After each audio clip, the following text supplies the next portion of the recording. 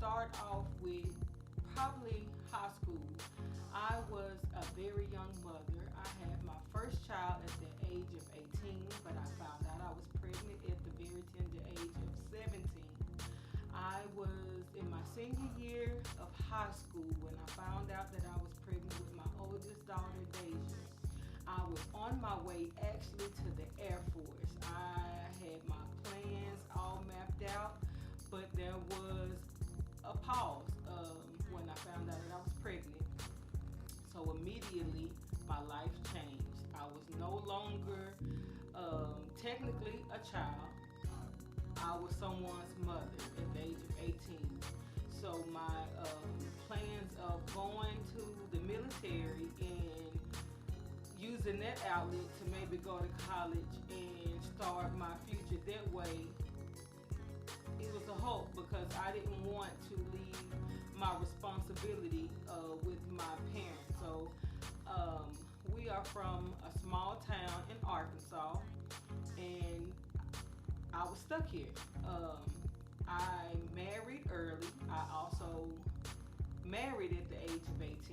And when Deja was about 9 months old, I found out I was pregnant again. So at the age of 18, I now have a 9-month-old, and I'm about to be a mother again. So 19 years old, I have 2 children, and I have to try to figure life out. So I enter the world of work. No college, no anything but a high school education. So for the majority of my life, I worked 2 jobs trying to put food on the table for 2 children. And I just was barely making ends meet for those children, but I did seem to make the world go round for them. They always had what they need and really the majority of their wants, but my plans were I felt were delayed.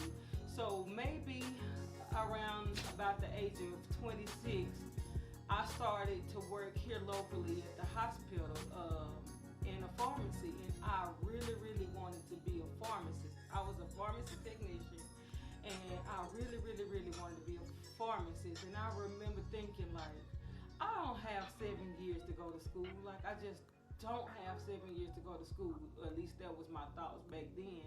Not thinking like I was so young. If I knew then what I know now, I probably would have went to pharmacy school. But I can remember back then thinking, at least try to go to school for something, at least in the medical field. So to kind of speed y'all up, I ended up getting married again, and I now have 3 children. So I enrolled here locally at Arkansas Northeastern College for the nursing program. Shortly after I enrolled, I found out that my mother had stage 3 breast cancer. That promising marriage, it started to fail. So my grades, of course, were affected, and I dropped out of college back then. And I kind of felt like a failure. It was embarrassing. And I was afraid to go back. So I just continued to work. I continued to work 2 jobs.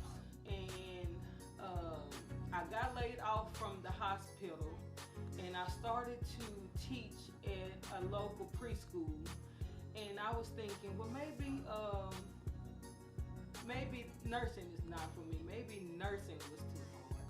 So a few years later, I enrolled again.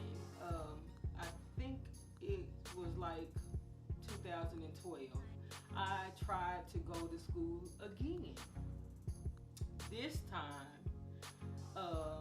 my dad, he gets diagnosed with a rare blood cancer. I am now, and I'm not married at this time, but I And again, my grades are affected again. And what do? I stop trying and I drop out. And unlike my mom, my dad, he won his battle to cancer and death. And so I think for me at this time, mentally, I'm drained. I don't, mentally and emotionally, I'm drained. I don't think college is for me, for one. I don't think that I'm good enough for college. I don't think I can handle college. And to a certain degree, I was allowing the devil to tell me every time you go to college, bad things happen. So I was psyching myself up mentally to just not go back to college. Like, just don't go, because when you go to college, bad things happen. Someone in your family get cancer, someone in your family get sick, or someone is going to ultimately die. So I was just, I was never going to go back. So somewhere during this time, I meet my current husband, and he continued to just kind of stay on me, like, what are you going to do? Like, if you don't like your situation, what are you going to do about it? And I just kept telling him, there's nothing I can do about it. I can do nothing about my situation. You know, if anyone know anything about college, if you are on financial aid and you drop out, or if you flunk out so many times, you are now on financial aid probation. So at this time, after going to college twice and dropping out twice, or flunking out twice, I was now on financial aid probation. So I would have to pay cash to even get back into college. And so I just didn't see college.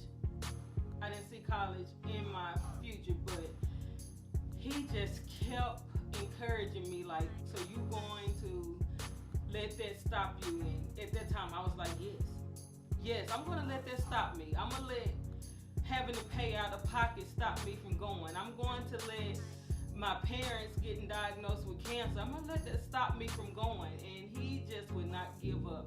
He would not.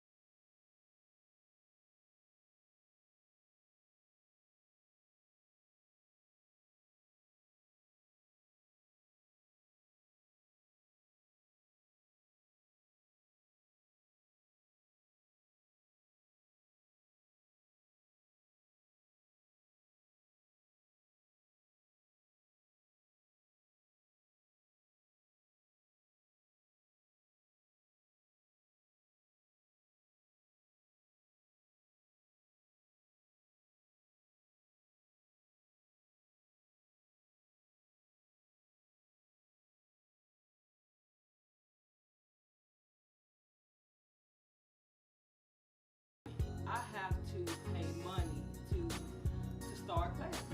So, how much money or how many classes do I have to pay for out of pocket in order to